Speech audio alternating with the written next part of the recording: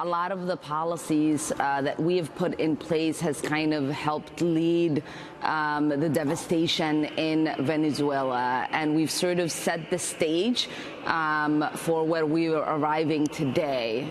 This particular bullying and the use of sanctions to eventually intervene and make regime change really does not help the people of countries like Venezuela, and it certainly does not help, and it's not in the interest of the United States.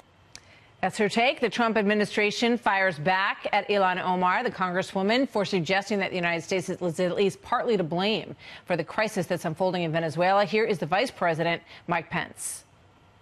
The congresswoman doesn't know what she's talking about. Nicolas Maduro is a socialist dictator who's taken what was once one of the most prosperous nations in this hemisphere and brought it literally to a level of deprivation and oppression and poverty that we have never seen. Strong words there from the vice president. The freshman Democrat tweeting a short time ago, women of color have heard this before. Instead of we disagree, it's she doesn't know what she's talking about. They have to make us feel small, she says. This from an administration that thinks climate change is a Chinese hoax.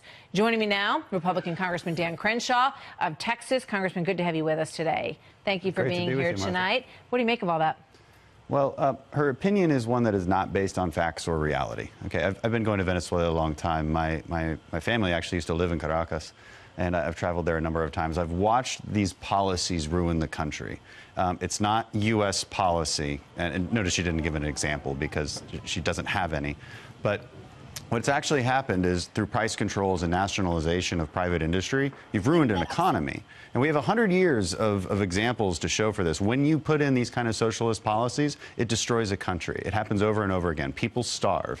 That is what's happening right now. These failed ideas that keep bubbling up. And it's a real shame to see that we have members of Congress actually defending them and always going back to this. It's the U.S.'s fault. It's always America's fault. And if you disagree with me, you're disagreeing with me because of my identity. That's basically what she said in that tweet. And that's really cheap. That's a really cheap shot to take. Let me ask you this, because there's discussion that the military option is on the table. We hear that all the time. You, of course, have fought for our country. You're a Navy SEAL, former Navy SEAL. I don't think you can say former, right? You're always a Navy SEAL. And we thank you for your service. But is it worth, and Tulsi Gabbard was on the other night, she's running for president. She said it's not worth putting American lives on the ground for Venezuela and the mess that they have created for themselves in some ways. Yeah, it's an ongoing situation. I don't think we should take that option off the table. I would agree with Tulsi Gabbard at this point. I don't think we want to put troops on the ground. I'm not sure Juan Guaido and his followers want American troops on the ground. But we don't want to remove that from the table either. We don't want to remove that option. We don't want to give any sense of emboldenment to the Maduro regime right now. We want to keep supporting Juan Guaido and his movement and hope that they can be... Do you think he's going to prevail, Guaido? I mean, it's clear that he has the support of the people. It's clear that people want their freedom, they want Maduro gone, and they want change. And I think, I'm hopeful. I'm hopeful that that takes place.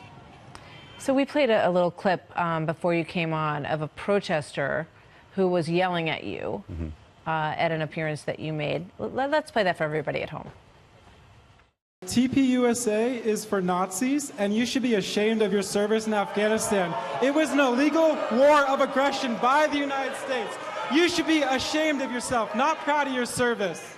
If you have to call somebody a Nazi, it's a good indicator that you haven't thought through your argument very well. I don't know how I could follow that. That was fun. At least we had a little bit of... That was, okay. But get more creative with your insults, man. Like, Nazi, come on. All right. It was a good day. Incredible, right? I only got called a Nazi once. He was all fired up. Yeah, he was all fired up. Yeah, he left very emotional. He didn't stay for the debate. But no, to be fair, that was only one incident like that through that whole very good experience. Actually, I love going to college campuses and just putting myself out there for students. Reaching young people is the most important thing we can do. But what you saw there is a real problem with American discourse right now. We always go to the first insult that we can think of, and on the left, what do they go to immediately? It's calling you a Nazi. This is really problematic, both in terms of discourse, but also in terms of how these kids are getting educated. but also what it does to diminish the word Nazi. When you call someone a racist all the time or call someone a Nazi all the time, it means nothing. It means nothing anymore, and it's getting ridiculous. Dan Crenshaw, Congressman, thank you. It's always good to see you tonight. Thanks for being here.